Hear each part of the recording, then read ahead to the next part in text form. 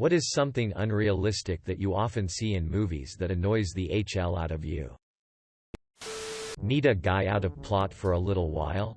Why not just hit him on the head really hard? Yeah. He'll probably just have a nap and a 10-second headache when he wakes up. Sorry. John was unconscious for a full minute and now is a vegetable. People taking their eyes off the road for like 5 seconds. They always turn themselves completely around to talk to people in the back seat or beside them. As if they couldn't hear each other otherwise. I genuinely had a friend that would do that. You'd ask him a question and he's completely look at you. It was FG terrifying. You'd be sitting in the backseat and he'd be driving on the interstate just staring at you. Look up front. Brian. I genuinely had a friend. Rip Brian. Getting a parking spot right in front of the address in a big city. Falling 15 feet and then catching yourself by one hand on a tiny protrusion. A character just enters the house and starts talking. Even when the scene is in an interior room. No doorbell. No getting the door. Adults walking around an elementary school without being questioned or accosted by staff. The food. The poor, long-suffering food. No one eats it. No one enjoys it. People go to restaurants primarily to order something. Have it arrive. And then have an argument and storm out. Do be fair. By take 28. The food's probably cold and dry as FK. Or can you imagine they bring it out fresh every time and the actor's just eating steak after steak? True. True. No one really wants to eat stage food. I get that it's a reality of how filming works. But like people living in New York as baristas sharing a 1,500 square foot apartment between two people. It's annoyingly, obtrusively unreal. According to house hunters, those baristas could probably upgrade to a 2,500 square foot penthouse if they wanted to. FS who yank out their IVs. Tugged on mine once and IFG cried. I remember waking up from a surgery and trying to do this when I was a kid because I was groggy and scared and the pain was so bad I threw up on myself. You were a much braver kid than I was. I got an IV as a child and nurse said try not to move too much. So I laid there like a statue for hours. Not even talking. Thinking something bad will happen if I move. That reminded me of this great David Mitchell quote from an episode of Would I Lie to You? In order to save the lives of reckless children. Warnings are calibrated for their safety. The result of which is that the timorous children live in a state of perpetual terror. Quote. Gunshot to the leg and they can still walk. One to the lungs and they're breathing fine. One in the heart and they either die instantly or spend a whole minute talking. It is 10 to 20 seconds, not 60. Women shipwrecked wearing sleeveless tops and not having underarm hair. Apocalypse movies too. Smooth pits all around. We need food, water, medicine, and razors or else we'll never make it. Quote. Guns with infinite ammo. People having a shootout inside and then a normal voiced conversation moments later. Spoiler: SWAT teams don't use suppressors for stealth. They use them because firing a rifle inside is loud as FK. Suppressed gunfire is still loud as FK. Guns that click and clack whenever they're moved. Or bad guy draws a hammerless Glock and it makes the sound of a revolver being cocked. Courtroom confessions. But also just courtroom scenes in general. First. Nobody confesses to a crime while on the witness stand at somebody else's trial. Nobody. Second. Have you been to court? It's 97% waiting around. 2% wondering if you have time to go to the bathroom.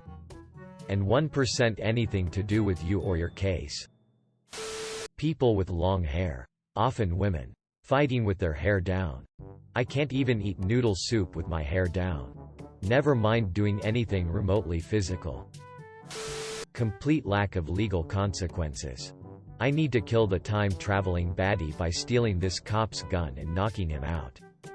Yay, I succeeded. What do you mean? I am now under arrest for multiple felonies including murder and assaulting a police officer. Whenever someone is working on a vehicle, they are quite often using a pipe wrench or huge crescent wrench. Neither are going to get you too far working on a vehicle.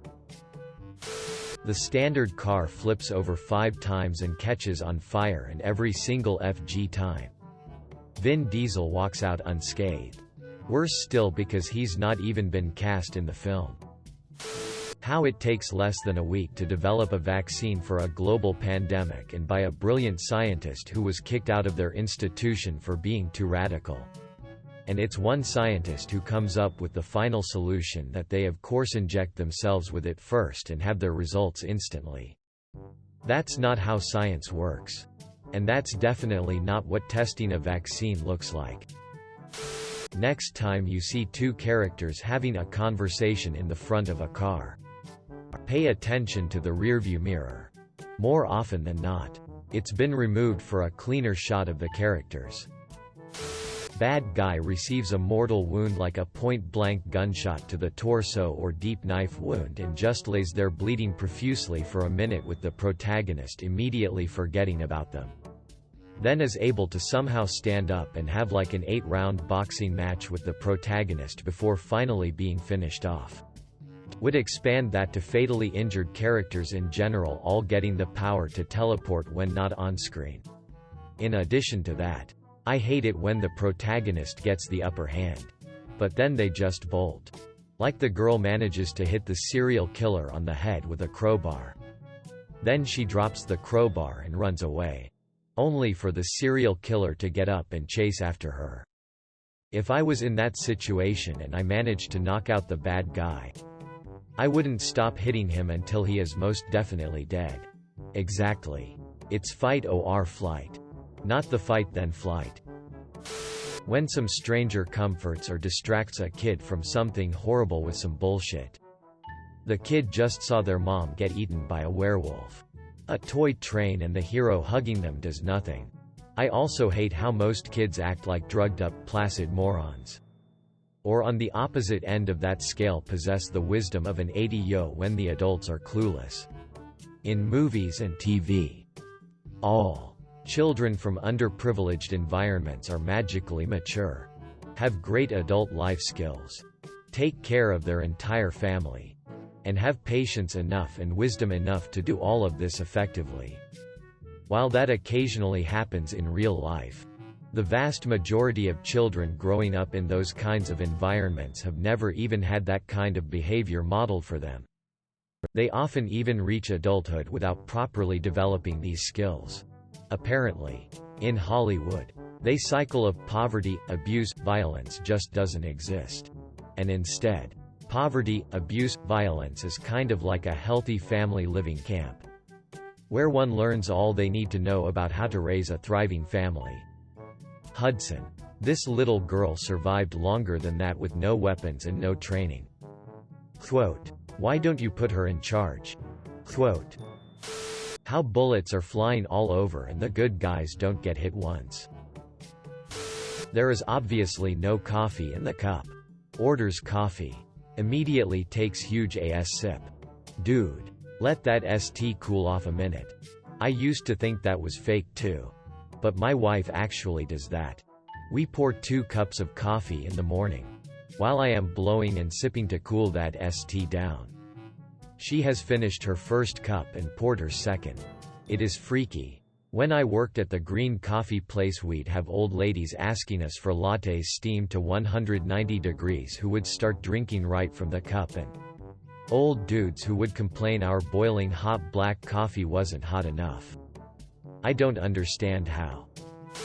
The beatings people take and how quickly they get up from devastating blows. Or when someone is knocked unconscious and remains so for hours to days and is totally fine. If you are straight knocked TF out for an hour and then wake up, you aren't just gonna shake the cobwebs out and get back to taking down an entire mob family. You are FD up. How long was I out? Quote, "A few minutes. That's like super bad for you. You should go to the hospital."